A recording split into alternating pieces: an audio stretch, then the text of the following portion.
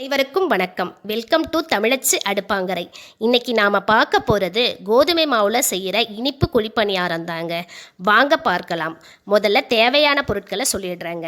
கோதுமை மாவு 1 கப்பு, தேங்காய் பொடியாக நறுக்குனது 1/4 கப்பு, ஏலக்காய் 3, வெல்லம் 100 கிராம் கரைச்சி எடுத்து வச்சுக்கிட்டேன், நல்லெண்ணெய் தேவையான அளவு. இப்போ ஒரு மண்சட்டியில் அந்த கோதுமை மாவை போட்டுக்கிட்டேங்க. ஏலக்காவை கீறி சேர்த்துக்கிறேன். ஏலக்காய் வாசனைக்காகங்க.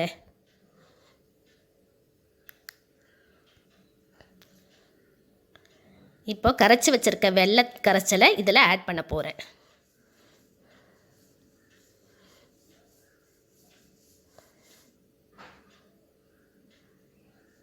இப்போ மாவை நல்லா பதமாக கரைச்சிக்கணுங்க.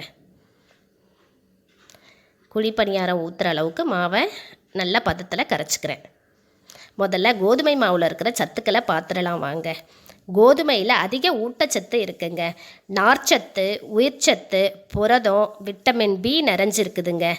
கோதுமை மாவை தொடர்ந்து உணவில் சேர்த்துட்டு வந்தால் உடல் எடை கணிசமாக குறையுங்க. ரத்தத்தினுடைய சர்க்கரையின் அளவையும் கட்டுப்படுத்துவோங்க. அடுத்து தேங்காயில் இருக்கிற சத்துக்களை பார்த்துடலாங்க. தேங்காயில் புரதம், மாவுச்சத்து, கால்சியம், பாஸ்பரஸ், இரும்பு, விட்டமின் சி, நார்ச்சத்து நிறைய இருக்குங்க. உடலின் வளர்ச்சிதை மாற்றத்தை சீராக்க தேங்காய் மிகவும் உதவுதுங்க. மாவை நல்லா கரைச்சிக்கிட்டேங்க பதத்துக்கு. இப்போது குழிப்பணியார சட்டியை அடுப்பில் வச்சுருக்கேன். குழிப்பணியார சட்டி சூடானதுக்கப்புறம் நல்லெண்ணெய் ஊற்றுறேங்க. முதல் முறை ஊற்றும் போது கொஞ்சம் நிறைய எண்ணெய் சேர்த்துக்கணுங்க. அப்போ தான் மாவு ஒட்டாமல் குழிப்பணியாரம் நல்லா வரும். அதுக்காக எல்லா குழிலையும் ஒரு அரை கரண்டி நல்லெண்ணெய் சேர்த்துக்கிறேங்க. நல்லெண்ணெய் நல்லா சூடானதுக்கப்புறம் கரைச்சி வச்சுருக்கிற மாவை இந்த குழியில் ஒவ்வொன்றா ஊற்றணுங்க. மாவை நல்லா பதமாக கரைச்சி வச்சுக்கிட்டேன், தேங்காய்லாம் சேர்த்தேன். இப்போது குழிப்பணியார சட்டியில் ஒன்று ஒன்றா ஊற்றுறேங்க. அடுத்து வெல்லத்தில் இருக்கிற சத்தை பார்த்துடலாங்க. வெல்லத்தில் நிறைய இரும்பு சத்து இருக்குங்க. ஒவ்வாமையால் வர ஆஸ்துமாவுக்கு இது மிகவும் உகந்ததுங்க. அது மட்டும் இல்லாமல் வெல்லம் ஒரு ஆன்டி அலர்ஜிக்குங்க.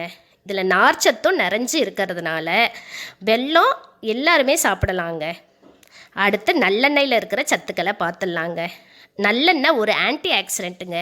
இதில் கால்சியம், இரும்புச்சத்து, magnesium, vitamin B6, vitamin E நிறைஞ்சு இருக்குங்க.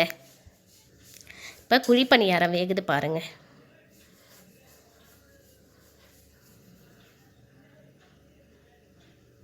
ஓரளவு நல்லா வெந்ததுக்கப்புறம் திருப்பி போடணுங்க.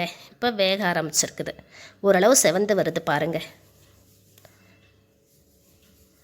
இவ்வளோ சத்துக்கள் நிறைஞ்ச இந்த கலவையில் செய்கிற குழிப்பணியாரம் பெரியவங்க முதல்ல சிறியவங்க வரை எல்லாருமே சாப்பிடலாங்க. அதனால் உங்களுக்கு பிடிச்சிருந்தா வீட்டில் ட்ரை பண்ணி பாருங்கள்.